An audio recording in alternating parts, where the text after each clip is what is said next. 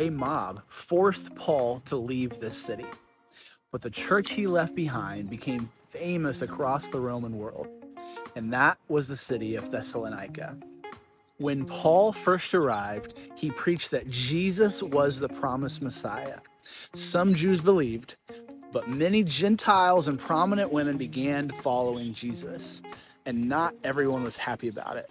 A mob formed in the city, accusing the Christians of defying Caesar by claiming that Jesus is king. That's when the situation became dangerous.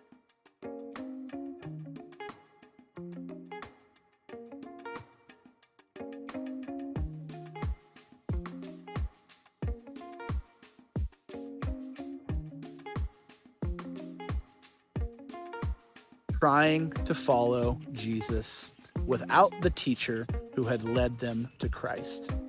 Paul was deeply concerned about them, so he sent Timothy to check in on the church. When Timothy returned, the news was surprising. The Thessalonian believers were standing firm. In fact, their faith had become known throughout the region. Why? Because they didn't just hear the gospel, they responded to it.